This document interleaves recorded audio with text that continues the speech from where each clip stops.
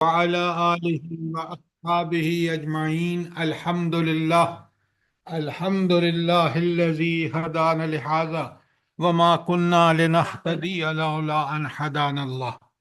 رب اشرح لي صدري ويسر لي أمري واحلل عقدة من لساني يفقهوا قولي. آمین یا رب العالمین. سب سے پہلے سورہ حج کی آیت 6 تا 13 جو کل ہم نے کی ہیں، میں اس کا شارٹ خلاصہ پیش کر رہا ہوں. بڑے غور سے دیکھیے اور اچھی طرح سمجھیے. اگر پھر بھی کوئی چیز کلیئر نہ ہو تو سوال کیجیے. تو پہلی آیت ہے بسم اللہ الرحمن الرحیم، آیت نمبر 6 اور 7 دونوں میں پڑھوں گا اور پھر ان دونوں کا خلاصہ اکٹھا آئے گا. پہلی بات ہے بسم اللہ الرحمن الرحیم، ذالک بأن اللہ هو الحق. پہلی بات یہ کہ یہ سب چیزیں جو اوپر بیان ہوئی ہیں، جس میں انسان کی پیدائش کے مراحل آیت نمبر 5 میں بیان ہوئے ہیں، یہ اس وجہ سے سب کچھ ہے. یہ جو سارے مراحل جن کو تکمیل تک پہنچانے والی ہستی ہے وہ اللہ ہے. اور وہ اللہ کیا ہے؟ حق ہے. حق کا مطلب یہ ہے کہ اس کی رہنمائی ہر حالت میں، تکلیف ہو، پریشانی ہو، خوشیاں ہوں، صلاحیتیں اللہ تعالیٰ مال دے رہا ہو، عمر میں اضافہ ہو رہا ہو، تو سب کا سب اس حق کی طرف سے ہے. اور اس حق کا ہمارے لیے ضروری ہے کہ ہم اس کا شکر ادا کریں.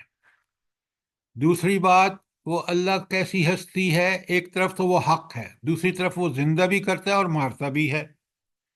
اور تیسری چیز، وَأَنَّهُ عَلَىٰ كُلِّ شَيْءٍ قَدِيرٌ، ہر چیز پر قدرت اس کی ہے. میں اور آپ یہ سمجھ لیں کہ ہمارے سانس پر بھی قدرت اس کی ہے، ہماری زندگی اور موت پر بھی قدرت اس کی ہے، ہماری آزمائش بھی اسی کی طرف سے ہے، اس آزمائش میں کامیابی کی توفیق بھی اسی کی طرف سے ہے. تو یہ چیزیں جب آپ اللہ کی طرف اور اس کو سمجھ کے شعور کے ساتھ کرتے ہیں تو آپ کا عقیدہ توحید مضبوط ہو جاتا ہے، اور آپ کو وہ طاقت اور قوت ملتی ہے جس ہستی سے ہم تعلق پیدا ہوتا ہے ہمارا، جس کے ہم غلام ہیں کہ وہ ہماری حفاظت کر رہی ہے. تو پھر ہمیں کسی دنیاوی خوف و خطر کا اندیشہ نہیں رہتا. پہلی بات. دوسری بات، وَأَنَّ السَّاعَةَ آتِيَةٌ لَا رَيْبَ فِيهَا، یہ بڑی اہم بات ہے. یہ ایسی یاد دہانی ہے کہ بندے، یہ قیامت ضرور آ کر رہے گی، اس میں کوئی شک نہیں. لہذا اس کی تیاری کر. تو دنیا میں آیا ہی اسی لیے ہے. دنیا عارضی امتحان کی جگہ ہے، اور وہ آخرت کے فیصلے کے بعد وہ دائمی زندگی ہے. اور تیسری بات، یہ بات یقین کر لو، کس بات کا؟ وَأَنَّ اللَّهَ يَبْعَثُ مَنْ فِي الْقُبُورِ، اور اللہ تعالیٰ ان لوگوں کو ضرور اٹھائے گا جو قبروں میں ہیں. اب آپ مجھے بتائیں، یہ 5 چیزیں اگر ہم سمجھ لیں تو ہماری زندگی بدل جائے. اس کے بعد بتایا کہ وہ لوگ جو اس اللہ کو، جس کی یہ صفات ہیں، اس پر جھگڑا کرتے ہیں، اس کی طاقت، اس کی قدرت، اس کی اختیار، اس کے علم اور اس کے حکمت کے بارے میں جھگڑتے ہیں، حالانکہ نہ ان کے پاس کوئی علم ہے، نہ ہدایت ہے، اور نہ کتاب منیر کی روشنی ہے. اچھا، علم جو ہے وہ کسی چیز کی ٹھیک ٹھیک حقیقت کو سمجھنا، یہ ہے علم. کسی چیز کے بعد علم، تیر تکے نہیں، صحیح علم جو ہمیں اس کی حقیقت سے آشنا کر دے. تو اللہ تعالیٰ کی حقیقت سے آشنا کیا چیز کرتی ہے؟ پہلے بڑے غور سے سمجھیں، یہ بڑا اچھا نقطہ ہے. اللہ تعالیٰ کی صحیح حقیقت کو جو چیز آشکارا کرتی ہے وہ ہے انسانی فطرت سب سے پہلے. اور فطرت کو اللہ تعالیٰ نے بالکل صاف صاف بتا دیا ہے کہ اس کو نیکی کیا ہے، برائی کیا، اس کے اندر الہام کر دی ہے. لہذا فطرت خود اللہ تعالیٰ کو پہچانتی ہے، لیکن اللہ تعالیٰ نے اتنی بات کو نہیں، بلکہ اس کے علم کے اضافے کے لیے آیات کائنات اور آیات انفس بالکل جتنا چاہے زور غور کر لے، اس کو صاف پتہ چلے گا کہ مجھے پیدا کرنے والی ہستی کون ہے۔ اور دوسری چیز جو ہے وہ اللہ کی کتابیں ہیں، آسمانی کتابیں ہیں، اور آخری کتاب قرآن مجید، جو بالکل مکمل ہر چیز کی تشریح کرتا ہے، دلیل دیتا ہے۔ تو علم اصل میں اصل چیز ہے کسی چیز کو ٹھیک پہچاننا، وہ ہدایت اور کتاب منیر دونوں اس کے اندر موجود ہیں، کیونکہ علم ٹھیک اسی وقت پتہ ہوگا جب آپ ہدایت کے راستے پر ہوں گے اور وہ ہدایت قرآن سے لے رہے ہوں گے، تو آپ کا علم جو ہے وہ علم ٹھیک علم ہوگا، اور آپ اللہ تعالیٰ کی صفات سے کما حقہ واقف ہوں گے۔ کوئی سوال یہاں تک؟ بہت اہم ہے، میں سوال کرنا چاہتا تھا، میں نے کہا چلیں آپ کو کھول کے بتا دوں۔ کوئی سوال؟ یہ ہم پہنچ کے 6، 7 اور 8 آیات کی دوبارہ ہم نے تشریح کر دی۔ آیت نمبر 9 پہ آ جائیے۔ اب وہ شخص جو جھگڑتا ہے اللہ تعالیٰ کی صفات کے بارے میں، ذات کے بارے میں، اور پھر تکبر سے اپنے کندھے مٹکاتے ہوئے جو ہے، وہ اس کا مقصد کیا ہوتا ہے اس تکبر سے؟ تاکہ لوگوں کو گمراہ کرے۔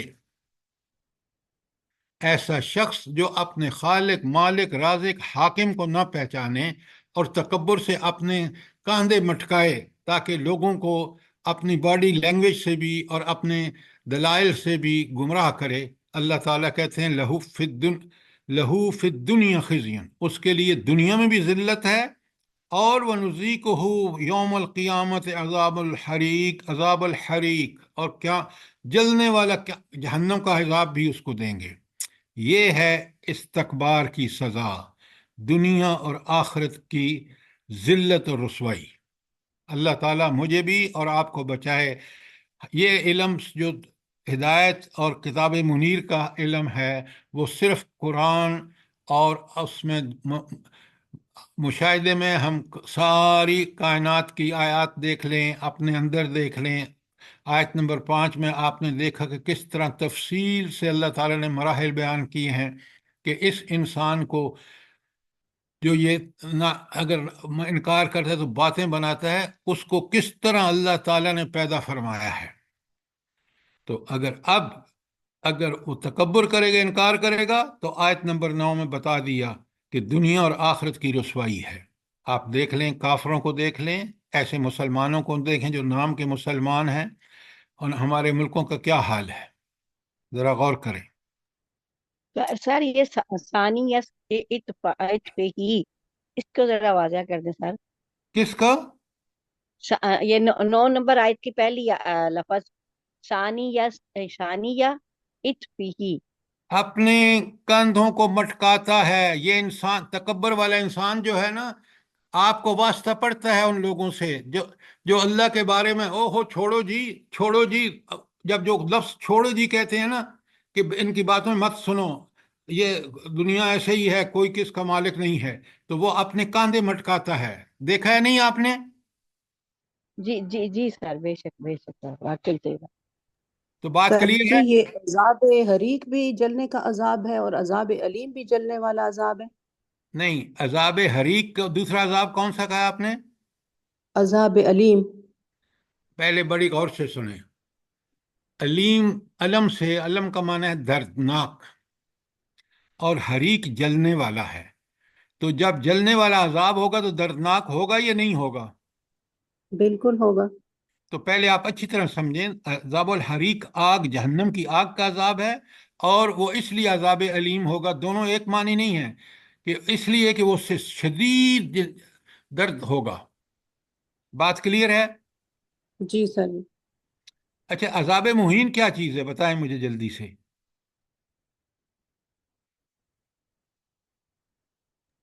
رسوا کرنے والا عذاب۔ دیکھیں آپ مانے کر رہے ہیں، مجھے مثال دیجئے۔ عذاب حریق یعنی چمٹ جانے والا عذاب، جس لا سے حول بس کریں، بس کریں، میں بات کر رہا سر ہوں۔ جیسے جن کا حق ہم نے مارا ہے، جس نے مارا ہوگا تو اس کے سامنے اس کو سزا دی جائے گی، ذلیل کی۔ مہین سب سے برا عذاب ہے، وہ عذاب حریق تو ہوگا، اور وہ عذاب جہنم تو ہوگا، لیکن اس کے اندر کتنی دفعہ میں نے آپ کو سمجھایا مثالوں سے کہ وہ آدمی کو جس کے ساتھ اس نے ظلم کیا ہوگا، دنیا میں اس کا حق مارا ہوگا، اسے کہا ہوگا کر لے جو کچھ کرنا ہے، بگاڑ لے جو کچھ، میں نے تیری زمین پہ قبضہ کر لیا، میں تیرے فلانی چیز پہ قبضہ کر لیا۔ قیامت کے دن عذاب مہین یہ ہوگا کہ اس کو جہنم کا عذاب جب ملے گا تو اس بندے کو جس پر اس نے ظلم کیا ہوگا اس کو اس کے سامنے دیا جائے گا، تاکہ وہ دیکھے اور یہ بھی دیکھے جس کو عذاب دیا جا رہا ہے کہ کس طرح وہ مالک کتنا زبردست اور طاقت والا ہے، کیسا وہ انتقام لیتا ہے۔ اب میں آپ کو ایک مثال دیتا ہوں، وہ مثال اللہ کا عذاب بہت سخت ہے دنیا میں سمجھانے کے لیے۔ آپ مجھے بتائیں، آپ کا بیٹا اس کا امتحان ہے اور سارا دن گراؤنڈ میں کھیل رہا ہے، اس کے ابا آتے ہیں، آپ اس کو بتاتے ہیں کہ اس شخص نے، یہ لڑکے نے تو یہ حرکت کی ہے۔ وہ جب جاتا ہے گراؤنڈ میں تو ایک تو ہے کہ گراؤنڈ میں ہی اس کو دو چار تھپڑ ان سب لوگوں کے سامنے جن کے ساتھ کھیل رہا ہے لگائے، دوسرا یہ گھر لا کر اس کو اپنے گھر میں اندر مارے۔ تو عذاب مہین کون سا ہوا؟ سر جو دوستوں کے ساتھ یہی جو دوستوں میں سب کے رسوا سامنے کیا، مار، سب کے سامنے اب جو آپ کو ذلیل سمجھ آئی عذاب مہین کیا ہے؟ جی سر جی، جزاک اللہ۔ ان چیزوں کو سمجھیں جب قرآن پڑھ رہے ہوں۔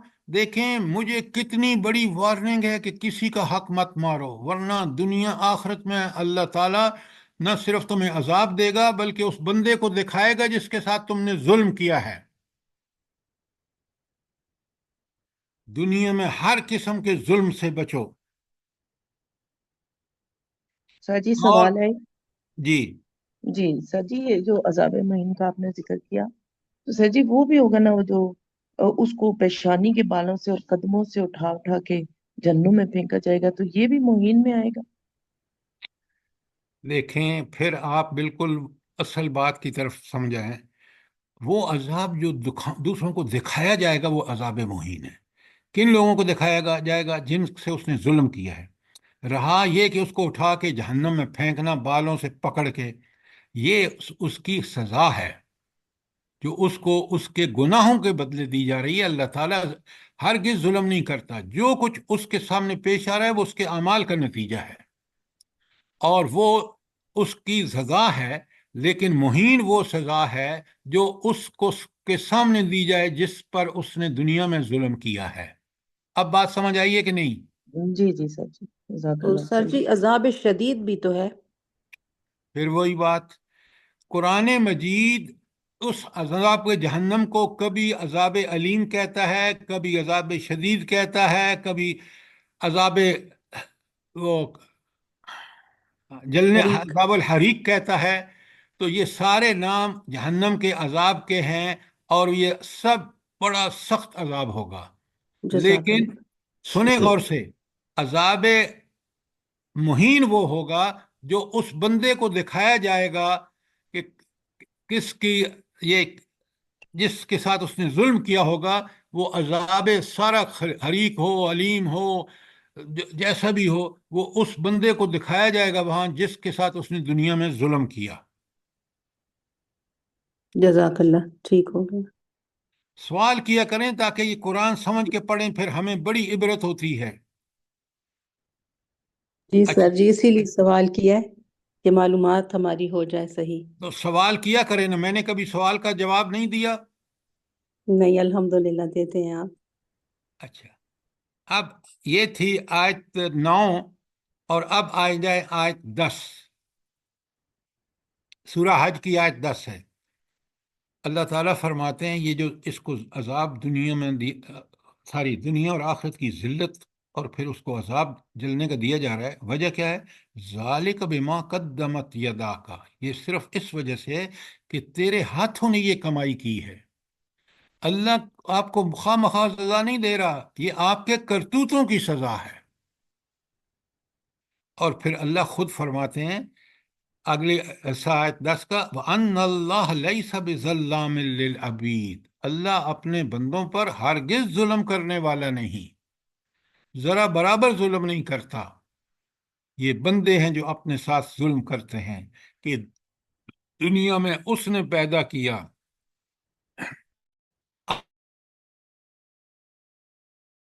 لیا، پیدائش بھی کس گندے پانی سے ہوئی، اور پھر اللہ تعالیٰ نے اس کو کیا بنا کر اٹھایا۔ وہ بندہ اللہ کی ان نہ آیات کائنات کو دیکھتا ہے، نہ اس اصلی فطرت کو تو مسخ کر چکا، نہ قرآن کو دیکھتا ہے، اور پھر اللہ کے بارے میں باتیں بناتا ہے۔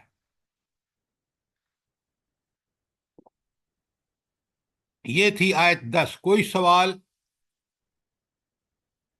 آیت 11 میں اللہ تعالیٰ فرماتے ہیں ایک اور گروہ ہے لوگوں کا، جو جیسے آج ہم مسلمان ہیں آج کے دور کے، کہ دعوے اسلام کے اور عمل صرف وہی کرنا جس میں کوئی فائدہ ہو۔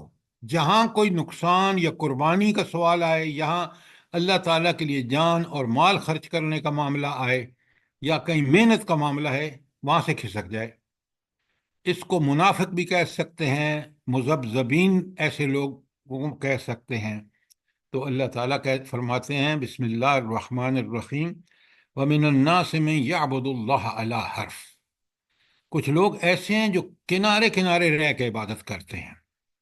اب آگے کھول دیا، قرآن ہمیشہ کھول دیتا ہے، آپ ذرا سی آیت کے ساتھ سمجھ کے چلے نا۔ اچھا کیسے عبادت کرتا ہے کنارے کنارے؟ فَإِنْ أَصَابَهُ خَيْرٌ اطْمَأَنَّ بِهِ، اگر اس کو کچھ مال مل جاتا ہے، بھلائی مل جاتی ہے اس کے عقل سے، اللہ کے حساب سے نہیں، اس کے اپنے عقل سے کوئی اس کو بھلائی مل جاتی ہے، کوئی مال مل جاتا ہے، بس مطمئن۔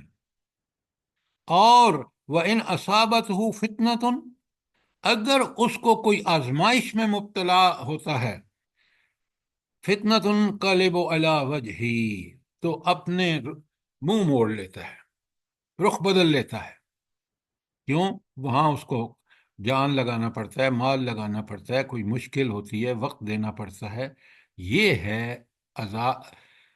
اللہ تعالیٰ کی عبادت کنارے کنارے کرنا، کہ فائدے والے کام کر لو، اور جہاں جہاد قتال، اور جہاں اللہ تعالیٰ کی طرف سے اس کے دین کی سربلندی کے لیے جان مال پیسہ وقت خرچنا ہے، وہاں سے بھاگ جاؤ۔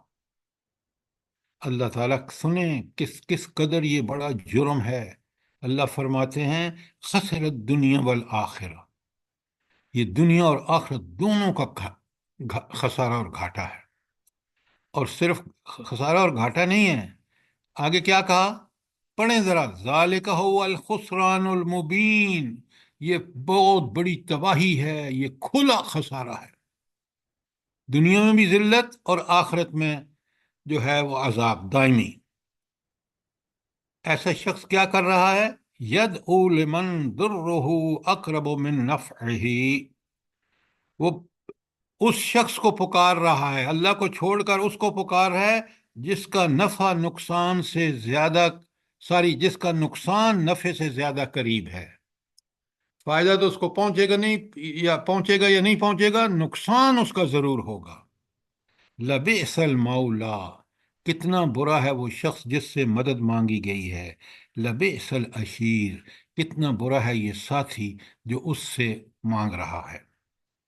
یہ تھا کل کا، پھر کیونکہ بہت قرآن کی ہر آیت اہم ہے، لیکن یہاں آپ دیکھ رہے ہیں کہ پہلے اللہ کا تعارف، پھر اس اللہ کی نافرمانی پر کس قدر وعیدیں آ گئی ہمارے سامنے، اور پھر اب اللہ تعالیٰ بالکل بندے کو سمجھانے کے لیے، اگر میں آپ سے کہوں نا کہ یہ آیت جو 13 تک جو مضمون آیا ہے 6 سے لے کر، یہ انذار ہے، یہ وارننگز ہیں، یہ تنبیہات ہیں۔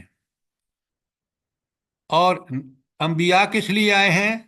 سب سے بڑا مقصد کیا تھا انبیاء کا؟ بشیرم و نذیرم۔ ایکسیلنٹ، انہوں نے خوشخبریاں دیں، آ رہی ہے آگے خوشخبری، اور انہوں نے ڈرایا، تنبیہات اور انذار کیا کہ بندو باز آ جاؤ، تمہیں دنیا میں بھیجا اس لیے گیا ہے کہ اگر اس کو قبول کرو گے تو تمہیں بشارتیں ہیں تمہارے لیے، اگر اس کا انکار کرو گے تو یہ سارے رویے انکار کے ہیں، اور تمہیں اللہ تعالیٰ کی طرف سے وعید ہے۔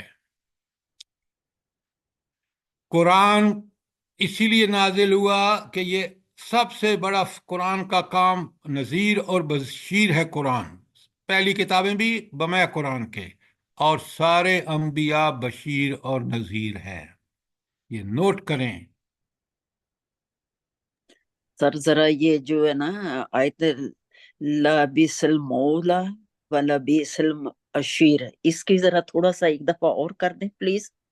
اچھا سنیں بڑے غور سے، پیچھے آ رہا ہے نا کہ وہ پکارتے ہیں، جو یہ آپ اس کی بات کر رہے ہیں آیت 13 کی، تو جو وہ لوگ جو اللہ کو چھوڑ کر دوسروں کو پکارتے ہیں نا، دعائیں مانگتے ہیں اس سے، پہلی بات کہی کہ ان کا نقصان نفع سے بہت بڑا ہے۔ نفع تو ان کو وہ پہنچتا ہے جو اللہ چاہتا ہے، نقصان وہ کر رہے ہیں، شرک کر رہے ہیں، دنیا اور آخرت میں سب سے ذلیل کام کر رہے ہیں۔ اس کے بعد لبیس المولا، مولا وہ ہوتا ہے جس کو مولا کہتے ہیں جس سے مدد مانگی جائے، مددگار، تو وہ اللہ مددگار ہے، اس کو چھوڑ کر دوسروں کو پکارے ہیں، تو یہ بہت بری بات ہے، لبیسا بہت بری بات ہے، المولا اس کو پکارنا جس کو ہم نے اللہ کو چھوڑ کر ولی بنا رکھا ہے۔ اور پھر لبیس العشیر، اب ہم نے اس کو دوست بنا لیا ہے، کیونکہ اس سے ہمیں امیدیں ہیں، اللہ سے نا امیدی ہے، جس طرح ہماری مسلمان حکومتوں کو امریکہ سے بہت امیدیں ہیں اور اللہ سے کوئی امید نہیں، تو امریکہ جو ہے وہ مولا ہے، اور یہ ساری حکومتیں جو طفیلی ہیں طاغوت کی، وہ عشیر ہیں۔ اب بات سمجھ میں آئی ہے؟ جی سر بہت مہربانی، جزاک اللہ خیر۔ کوئی مسئلہ نہیں، سوال آپ کریں، میں کھول کے بتاؤں گا تاکہ ہم قرآن کو سمجھ کے چلیں۔ اچھا، اب ذرا بڑے غور سے دیکھیے، آیت 13 تک آپ نے دیکھا کہ اللہ تعالیٰ نے قرآن مجید کو کس طرح نذیر بنا کے بھیجا، کتنی اللہ تعالیٰ نے وعیدیں، کتنے تنبیہات دی ہیں کہ ایسے کام مت کرنا، لیکن جو لوگ اس کام سے بچ کے چلیں گے، اللہ پر ایمان لا کر اس کی پوری زندگی میں اس کی اطاعت کریں گے، وہ ہیں لوگ جن کو اللہ تعالیٰ کہتے ہیں ان اللہ یدخل الذین آمنوا وعملوا الصالحات، اللہ تعالیٰ داخل فرمائیں گے، بے شک ضرور داخل فرمائیں گے ان لوگوں کو جنہوں نے ایمان لا کر عمل صالح کیا۔ کہاں بھیجیں گے؟ جنات تجری من تحتها الانہار، اللہ اکبر، اللہ اکبر۔ کاش میں اور آپ سمجھیں کہ یہ جنات تجری من تحت الانہار کا مطلب کیا ہے۔ قرآن آپ کی ساری جو تھنکنگ فیکلٹی ہے نا، سوچ و فکر، اس کو اپیل کر کے کہتے ہیں کہ ذرا غور کر، سوچ کہ آخرت میں تمہیں وہ باغات ملیں گے، یہاں تو آپ کو پلاٹ بھی ایک اچھا سا نہیں ملتا، وہاں وہ باغات جن کی حفاظت اللہ نے کی ہے، اور ایسے جن کے نیچے سے نہریں بہتی ہیں، زمین سطح زمین پر پانی نہیں ہوگا کہ وہ کیچڑ ہو، آپ کے لیے مشکلیں ہوں، نہیں نہیں نہیں، بہت خوبصورت جنت کی جگہ ہے، آپ کے تصور سے بھی باہر ہے، ایسے باغات ہیں جن کے نیچے سے نہریں بہتی ہیں، اس لیے کہ وہ کون دے گا؟ وہ ہستی دے گی، ان اللہ یفعل ما یرید، اللہ جو چاہتا ہے کرتا ہے، لیکن اللہ غلط کام نہیں کرتا، اللہ کوئی ایسی چیز نہیں کرتا جو کمزوری اور نقص والی ہو۔ کیوں اللہ نہیں کرتا یہ؟ جلدی بتائیں۔ کیونکہ وہ پاک انتمام ہے وہ۔ سبحان اللہ سر۔ سبحان اللہ، وہ پاک ہے ہر کمزوری سے، ہر عیب سے، ہر نقص سے، لہذا جب یفعل ما یرید آئے تو وہ ایسا نہیں ہے کہ مجھے موقع ملے یا آپ کو موقع ملے۔ دیکھیں ان حکمرانوں کو موقع ملا ہے، ملک کو کس سان پہ چڑھا رکھا ہے، ہمیں ایک آدھا ملک آلریڈی جا چکا ہے، اور جو باقی ہے اس کو بھی انہوں نے اپنے اقتدار کی خاطر کس مشکلوں میں ڈال رکھا ہے،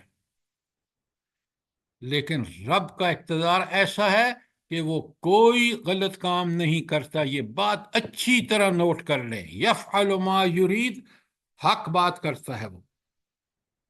کوئی سوال آیت نمبر 14 کے بارے میں؟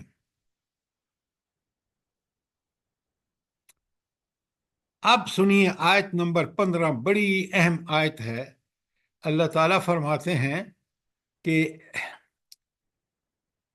ہاں، بسم اللہ الرحمن الرحیم، من کان یظن ان لن ینصر اللہ فی الدنیا والآخرہ،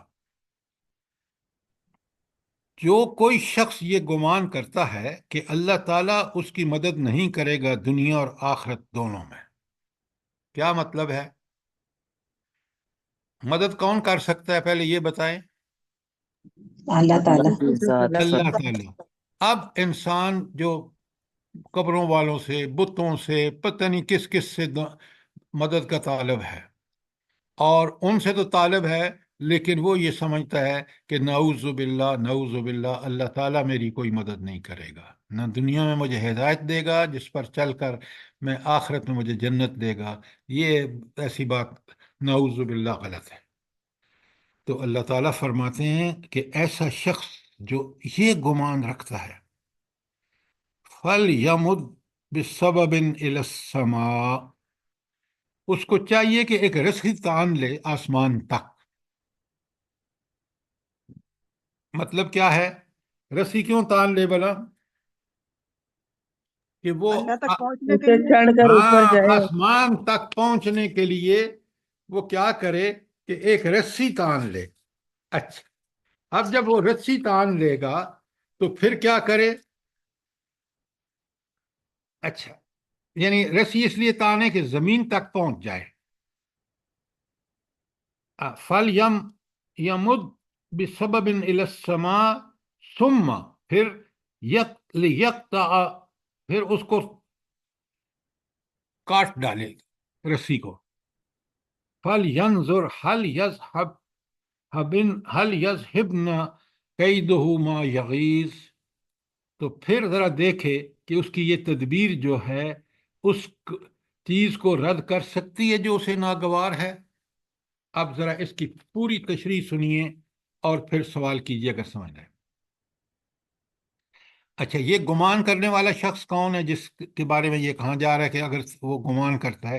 یہی وہ شخص ہے جو کنارے پر کھڑا ہو کر بندگی کرتا ہے کہ فائدہ ہو تو کر لو، یہاں کوئی قربانی دینی پڑے مال جان کی، وقت کی، وہاں سے بھاگ لو۔ تو جب کوئی اس پر مصیبت آتی ہے یا کسی حالت سے دوچار ہوتا ہے اور اسے ناگوار ہوتا ہے تو خدا سے پھر جاتا ہے اور ایک آستانے پر ماتھا رگڑنے لگتا ہے۔ یہ ہے اس کا مسئلہ۔ اس شخص کی یہ کیفیت کیوں ہے؟ اس لیے کہ وہ قضائے الہی پر راضی نہیں ہے، اللہ کے فیصلوں پر راضی نہیں ہے، حالانکہ اللہ کے فیصلے علم اور حکمت کی بنیاد پر بالکل ٹھیک ہے۔ اچھا، جب آدمی کو اللہ تعالیٰ کی طرف سے، حالانکہ اس ٹھیک راستے پر ہوتا ہے، مشکلات آتی ہیں تو وہاں اللہ تعالیٰ کا مقصد کیا ہوتا ہے؟ کیا مصلحت ہوتی ہے؟ کیا حکمت ہوتی ہے کہ اس کو اندر مصائب سے گزارتا ہے؟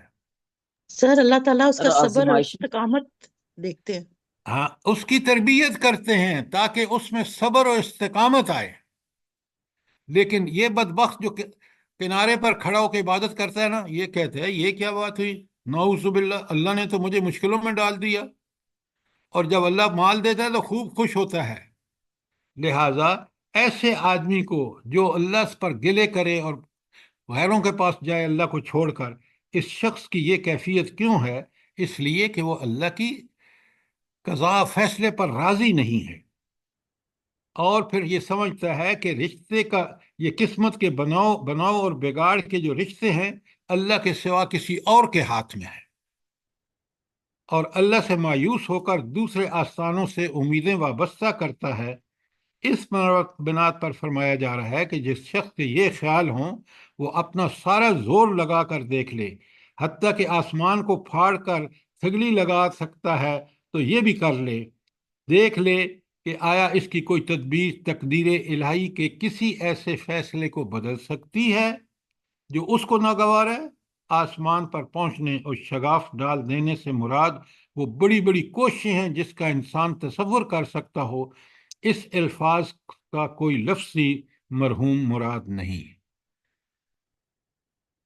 یعنی یہ جو آسمان پر چڑھ کر اور پھر وہاں پہ شگاف ڈال کے وہ دیکھ لے، اس یہ کوئی اصل میں کوئی یہ الفاظ کس کو کی عکاسی کریں؟ ساری کر لے منتیں، اللہ کو چھوڑ کر جو چاہے کر لے، آسمان پر چڑھ جائے، کبھی کامیاب نہیں ہوگا۔ کامیابی کس کے ہاتھ میں ہے؟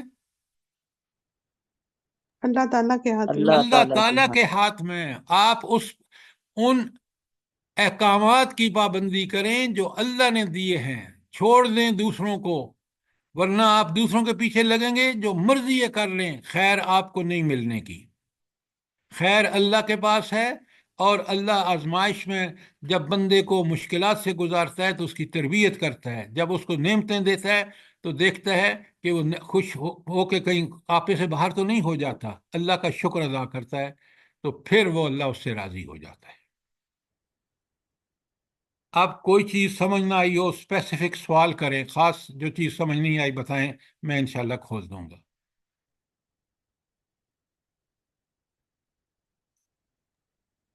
آیت ذرا مشکل ہے لیکن جی سر، میں نے یہی بولنا تھا کہ یہ آیت ذرا تھوڑی سی مشکل بھی ہے، اور ساری چیزوں کو سمجھنے کے لیے جو ہے نا ذرا تھوڑا سا دماغ کو حاضر کرنا پڑے گا۔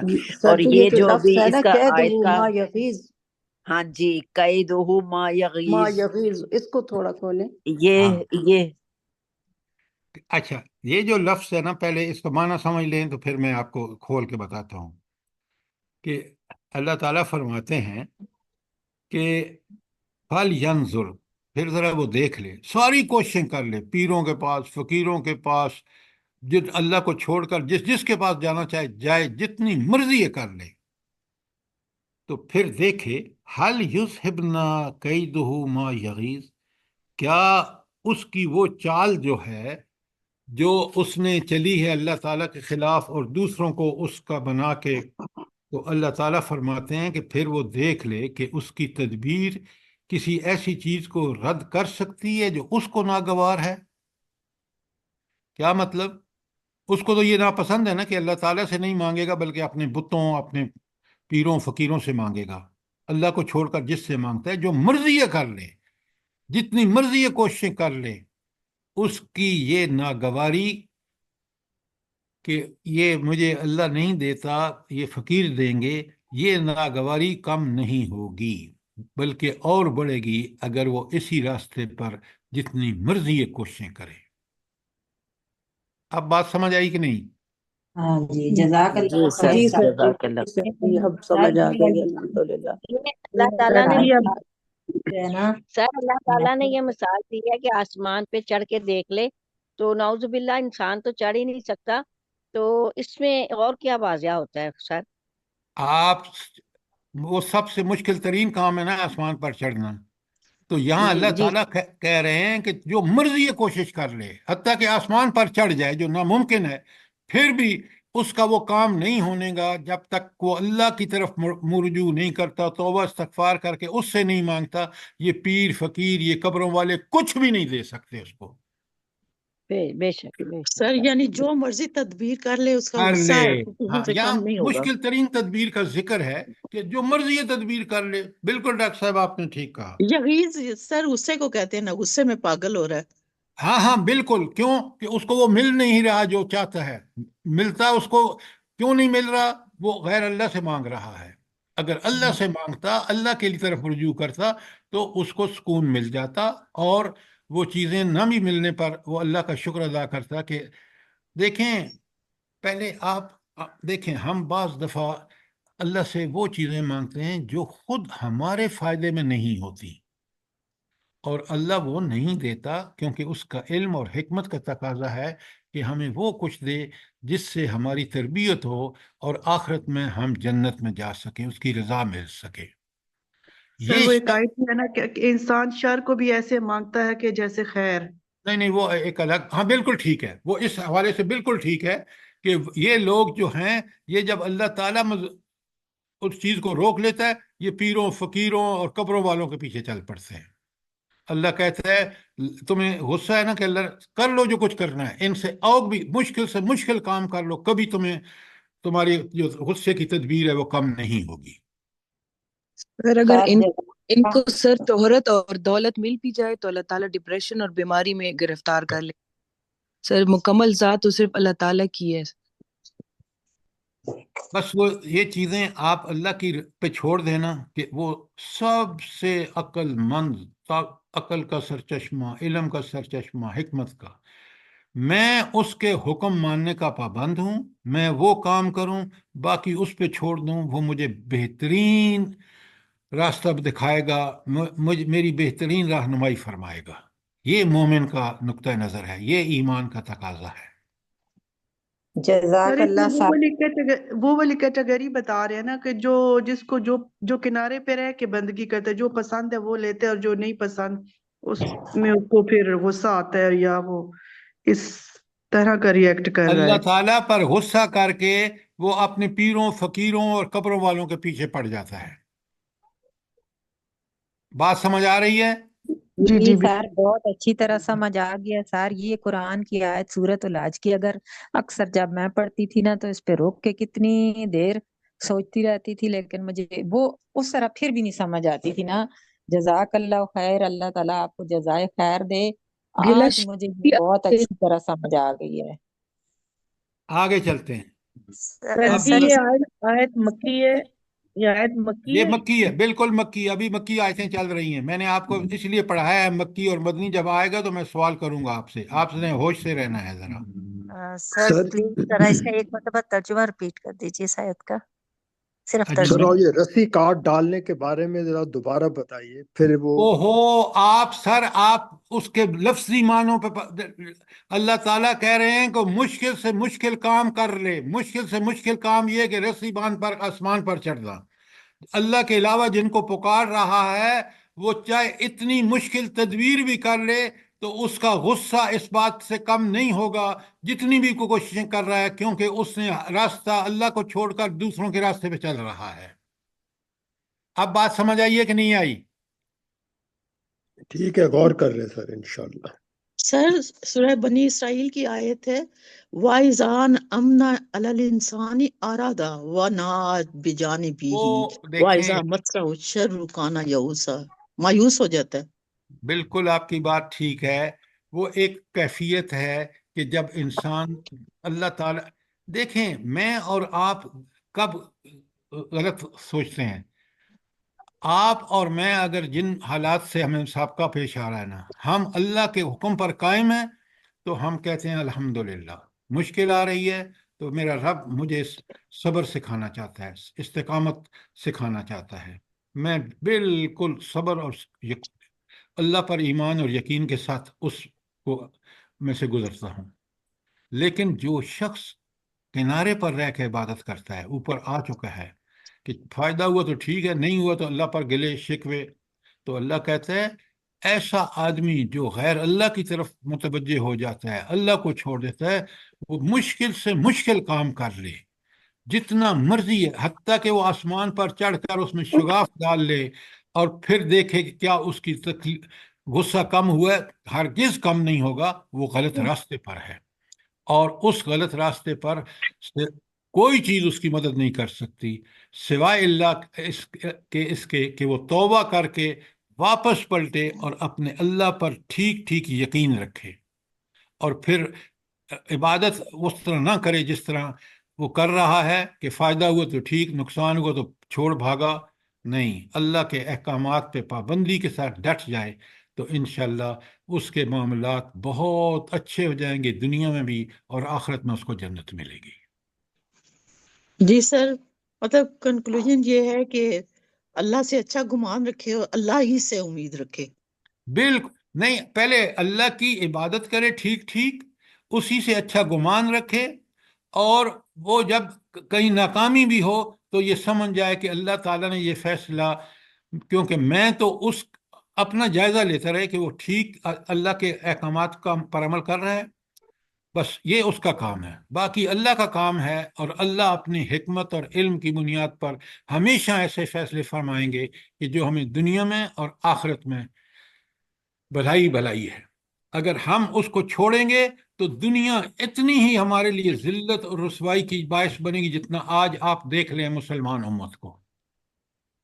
سب جی سب سے بڑی بات یہ آپ نے بتائی کہ اپنے آپ کا جائزہ لینا چاہیے، اپنے آپ بالکل یہاں سب سے مسئلہ یہ ہمارے سامنے رکھا ہی اس لیے گیا ہے کہ ایسے لوگوں میں سے مت ہو کہ جو کنارے کنارے رہ کے اللہ کی عبادت کرتے ہیں۔ قرآن آپ نے جو پوائنٹ سمجھا نا بالکل ٹھیک سمجھا کہ اصل بات قرآن بار بار کہتا ہے کہ اس آئینے میں اپنی تصویر دیکھ لو، کہاں غلط ہو اپنے آپ کو ٹھیک کر۔ اور آج کل تو سب لوگ دوسروں کو ٹھیک کرنے میں لگے ہوئے، اس میں برائی، اپنی برائیاں نہیں دیکھتے۔ یہ آپ جو بالکل ٹھیک کہہ رہے ہیں، غیبت کا کرتے ہیں اور اس غیبت نے ان کو بالکل کہیں کا نہیں چھوڑا، اپنی طرف کوئی توجہ ہی نہیں ہے۔ اور سب سے بڑی ذمہ داری قیامت کے دن انسان کے اپنی ذاتی ذمہ داری ہے، دوسرے والے وہ اپنا بھگتیں گے۔ چلیں یہ آیت آپ کو سمجھ آ گئی، الحمدللہ، یہ بہت اچھی چیز ہے۔ اب سنیں، کاش آپ اور میں غور کریں۔ اللہ تعالیٰ کہتے ہیں وَكَذَلِكَ أَنزَلْنَاهُ آيَاتٍ بَيِّنَاتٍ، تو اللہ رب العالمین فرما رہے ہیں اسی طرح ہم نے واضح بینات، ایسی بینات جو بالکل واضح ہیں، وہ ہم نے نازل کی ہیں۔ تو اس کا مطلب ہے کہ ان ساری تکلیفوں سے، اذیتوں سے، دنیا کے جو مشکلات ہیں ان کو انگیز کرنے کے لیے بندے کو کس طرح توجہ کرنی چاہیے؟ وہ ہدایت جو اللہ کی طرف سے نازل ہوئی، آیات آیات بینات کی طرف۔ بینات، قرآن کی طرف، قرآن کو پڑھیں، قرآن کو سمجھیں، اسی میں تمہاری خیر خوبی بھلائیاں ساری کی ساری اسی میں، اس کو چھوڑ دینے میں تمہارے لیے دنیا اور آخرت کی رسوائی ہے۔ دیکھ لیں، تاریخ ثابت کر رہی ہے۔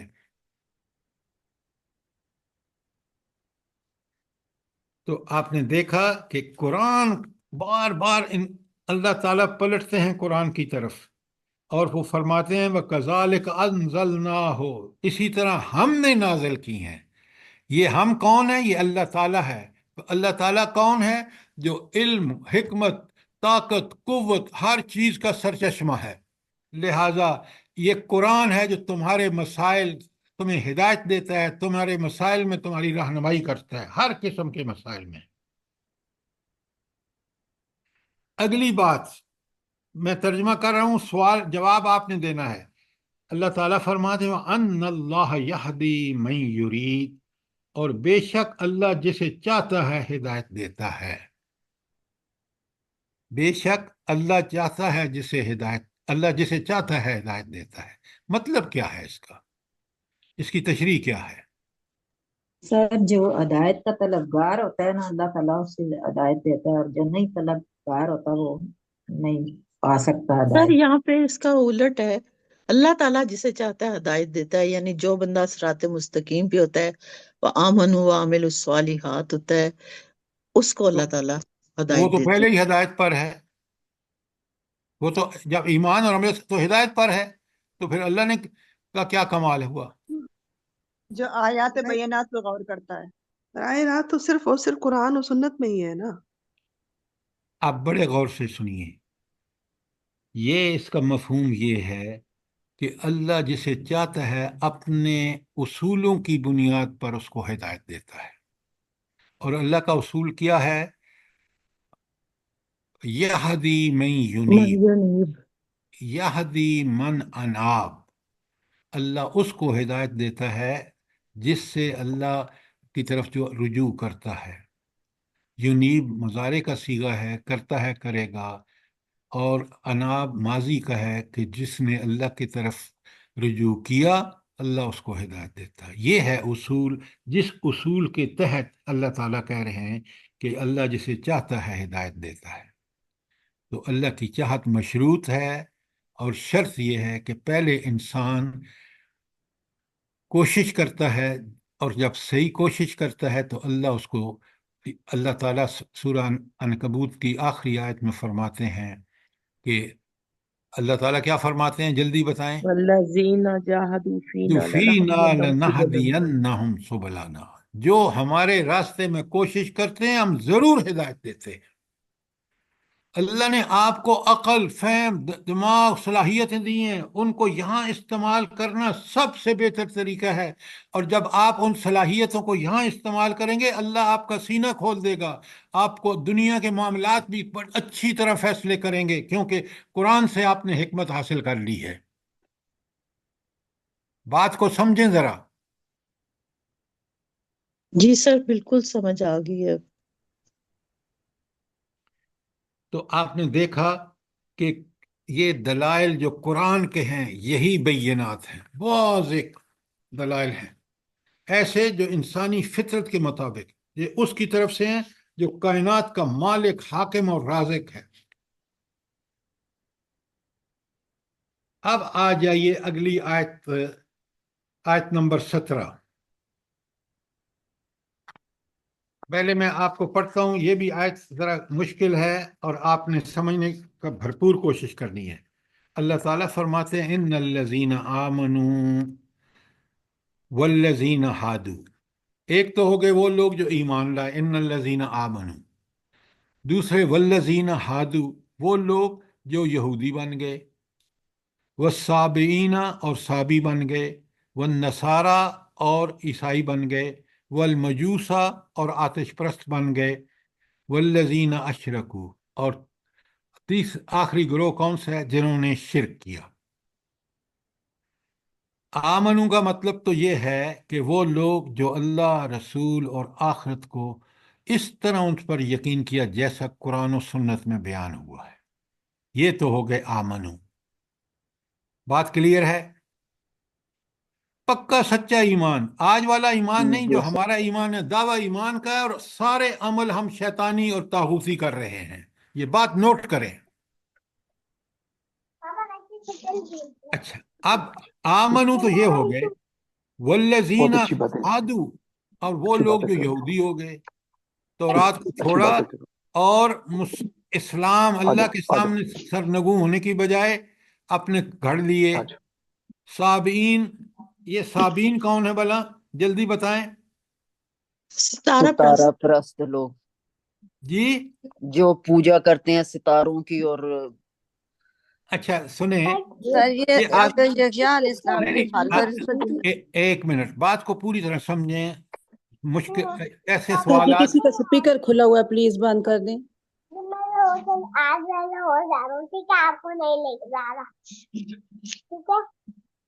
یہ کوئی بچہ کسی کا ہے، باتیں کر رہا ہے، ان کا مائک کھلا ہے اور سارے لوگ اس بچے کی وجہ سے اٹینشن ڈائیورٹ ہو رہی ہے، بند کریں پلیز۔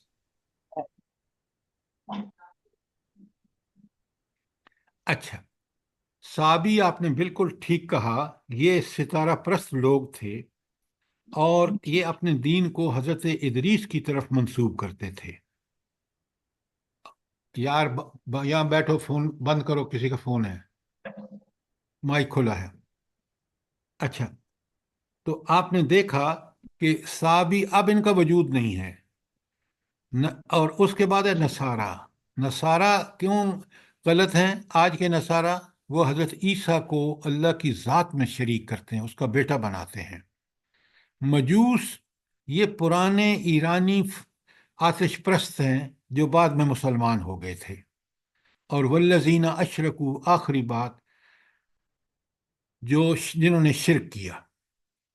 تو آمنو ایک چیز ہے، اور ہادو، صابئین، نصارہ، مجوسہ، والذین اشرکوا، یہ مشرکین اور ان کے اتحادی ہیں سارے، یعنی یہ بھی مشرکی ہیں، لیکن کیونکہ ان کے مخصوص شرک ہے، ہادو یہودی ہیں جو حضرت عیسیٰ، حضرت موسیٰ کے پیرو ہیں، وغیرہ وغیرہ۔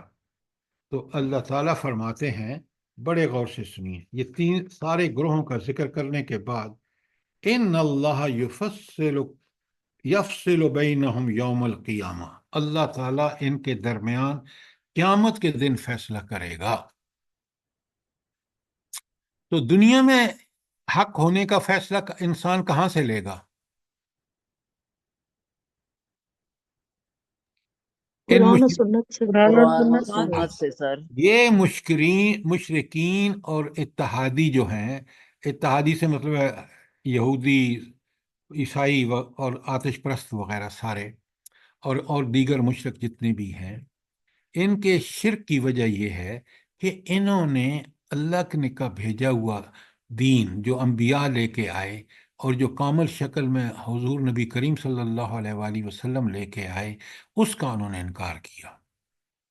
اب قرآن ایک ایسی چیز ہے، آپ ذرا غور کریں، اس بات کو بہت اچھی طرح سمجھیں کہ قرآن کی حفاظت اللہ نے اپنے ذمے لی ہے، اس کا کاما فل سٹاپ بھی چینج نہیں ہوا، بالکل اسی حالت میں جس حالت میں نازل ہوا آج موجود ہے۔ حضور نبی کریم صلی اللہ علیہ وآلہ وسلم کیونکہ اس کی عملی اور اس کی جو زبانی تشریح تھی وہ ان کے ذمے تھی، ان کی بھی ساری چیزیں جو ہیں آج بھی تاریخ میں محفوظ ہیں۔ تو اب اللہ تعالیٰ فرما رہے ہیں کہ اب ان کے سامنے اللہ نے دنیا میں سارے بندوبست کر دیے، اب اس کے باوجود اگر یہ ڈفر کریں گے یہ مشرکین، تو پھر یاد رکھیں کہ قیامت کے دن اللہ تعالیٰ پھر اپنا فیصلہ اپنے کامل علم کی بنیاد پر عطا فرمائے گا۔ کیوں؟ ان اللہ علی کل شیء شہید، کہ اللہ تعالیٰ ہر چیز پر نظر رکھے ہوئے ہے، وہ گواہ ہے ہر چیز کا، اور گواہ بھی اپنے علم کی بنیاد پر جو چیزوں کی بڑی باریک بینی سے تفصیل کو جانتا ہے۔ تو ہمیں چاہیے کہ ہم قرآن و سنت سے چیزوں کو سمجھیں، اور جس طرح نبی کریم صلی اللہ علیہ وآلہ وسلم نے سمجھایا ہے، جس طرح صحابہ تابعین نے کیا ہے، اسی طرح ہم اس کو سمجھیں۔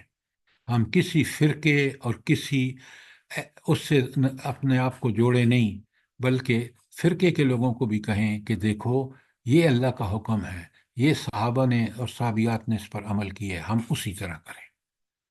کیوں؟ صحابہ اور صحابیات نے عمل اپنے نبی کریم صلی اللہ علیہ وسلم کے طریقے پر کیا، اور اس طریقے پر عمل نہیں ہوگا تو اللہ کے ہاں اس کی کوئی ویلیو نہیں ہوگی۔ یہ ہے اس آیت 17 کا مفہوم۔ اگر کوئی چیز کلیئر نہیں ہوئی ہے تو ضرور بتائیں، پوچھیں۔ سر جی، سب سے پہلے اللہ تعالیٰ نے ایمان والوں کو مخاطب کیا ہے، ان الذین آمنوا، اور پھر ان باقی لوگوں کا، تو ایمان والوں کے ساتھ کیا معاملہ ہوگا؟ اچھا انشاءاللہ۔ آپ اچھی طرح سمجھیں، ایمان کا مطلب ہی یہی ہے کہ انہوں نے انبیاء کی باتوں کو، آج آخری نبی صلی اللہ علیہ وسلم کو زمانے سارے انبیاء پر ایمان رکھا، لیکن شریعت قانون کس سے لیا؟ کتاب سے اور نبی کریم صلی اللہ علیہ وسلم کی سنت سے۔ تو اس لیے آپ ایمان والے تو وہ لوگ ہیں جو اللہ کے محبوب ہیں، اللہ تعالیٰ ان کو ان ساری گمراہیوں سے نکال کر ایمان کی طرف لے آیا۔ تو اس لیے ایمان والوں کو اللہ تعالیٰ کے محبوب لوگ ہیں، ان کا ذکر پہلے آیا ہے، اس کے بعد یہ سارے گمراہ فرقے ہیں، اور اس کے بعد بتایا اللہ نے کہ میں یہ قیامت کے دن فیصلہ کروں گا کہ تم میں سے حق پر کون تھا۔ لیکن دنیا میں جیسے میں نے آپ سے گزارش کی ہے کہ اللہ تعالیٰ نے پورا انتظام ہدایت کا، قرآن کو بھی محفوظ کر لیا، اور نبی کریم صلی اللہ علیہ وسلم کے ایک ایک عمل کو بھی تواتر کے ساتھ ہم تک پہنچ رہا ہے۔ اب بات سمجھ آ گئی ہے؟ جی جی سر، سر جی، اور پھر ایک اس اور کے بات ہے بعد کہ یہ بھی ان کہہ اللہ دیا، علی کل شیء شہید، آخر میں اللہ تعالیٰ کہہ رہا ہے کہ ہر چیز پر گواہ ہے، اس کو بھی تھوڑا کھولیں۔ کمال کرتے ہیں آپ۔ اللہ تعالیٰ حاضر ناظر ہے، جس دن دنیا اس نے بنائی ہے، قیامت تک وہ واحد ہستی ہے جس کے پاس ہر چیز کا علم ہے، تو اس سے بہتر کوئی گواہ ہو سکتا ہے؟ نہیں۔ تو اس لیے اللہ کہہ رہے ہیں کہ ان اللہ علی کل شیء شہید، کہ ہر چیز پر اللہ نظر رکھے ہوئے، وہ گواہ ہے، وہ حاضر ناظر ہے، باریک بینی سے چیزوں کو جانتا ہے، وہ خود فیصلہ کرے گا، اور وہ حق ہے اور حق پر فیصلہ کرے گا۔ جزاک اللہ۔ جی سر، قرآن پاک میں اللہ تعالیٰ فرماتے ہیں نا کہ اے معلوم آشے تم انہو کانا بہی بصیرا، جو مرضی کرو اس کی گمراہی میں۔ آزادی دی ہے، اس لیے کہہ رہا ہے کرو جو مرضی، آؤ گے میرے پاس، برائی کر کے آؤ گے تو دنیا میں بھی ذلیل ہوگے، آخرت میں جہنم میں، اور نیکی کر کے آؤ گے تو دنیا میں بھی میری تائید و نصرت حاصل ہوگی، اور آخرت میں تمہیں میں جنت میں بھیجوں گا جی سر، انشاءاللہ۔ انشاءاللہ۔ سر جی سوال ہے یہاں پر، کیونکہ یہ والی آیت میں نے سورہ بقرہ میں پڑھی تھی، تو اس میں ذرا آیت سن لیں پھر مجھے جواب دیجیے گا۔ ان الذین آمنوا والذین ہادوا والنصارى والصابئین من آمن باللہ والیوم الآخر وعمل صالحا فلہم اجرہم عند ربہم ولا خوف علیہم ولا هم یحزنون۔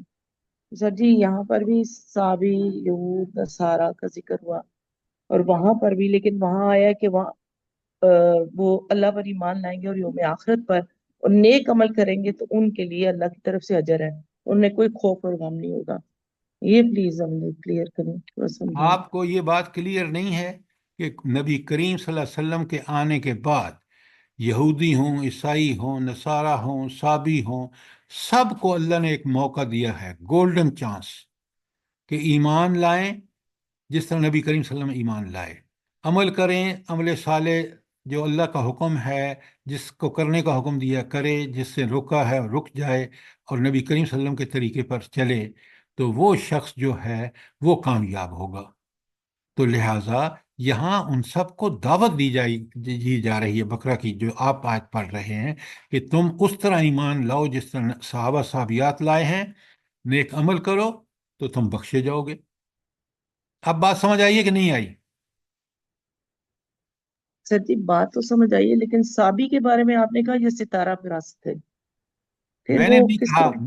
میں نے نہیں کہا، یہ ہمارے روایت میں ملتا ہے۔ ٹھیک ہے سر، آج آج بھی جزاک لوگ سورج پرست، شیطان پرست موجود ہیں یا نہیں ہیں؟ اسی طرح وہ جی ستارہ ہے سر، بالکل بالکل سر، ہیں ابھی تک ہیں سب یہ۔ مسلمانوں میں بھی ہیں، کھڑے ہو جاتے ہیں دھوپ میں۔ اچھا، اب مجھے یہ بتائیں کہ وہاں آیت بقرہ کی آیت میں دعوت دی گئی ان سب کو کہ تم یہ فرقہ بازی چھوڑ کر ایمان اور عمل صالح پہ آ جاؤ، اللہ تم سب کو معاف کر دے گا۔ اللہ نے یہ چانس دیا ہے نبی کریم صلی اللہ علیہ وسلم کی بعثت کے بعد سب فرقوں کو۔ بات سمجھ آئی ہے کہ نہیں جی آئی؟ جی جی سر جی، آگے جزاک اللہ خیر۔ صابی سر وہ لوگ بھی تھے نا جو حضرت یحییٰ علیہ السلام جن کی طرف اللہ تعالیٰ نے بھیجے تھے، تو پھر یہ بعد میں انہوں نے ان کی تعلیمات کو رد کر دیا، تو یہ جیسے اس یہودی ہو گئے اور آپ عیسائی ہو گئے، تو یہ آپ اتنے فکر مند کیوں ہیں؟ آپ سے صابی کے بارے میں نہیں پوچھا جائے گا۔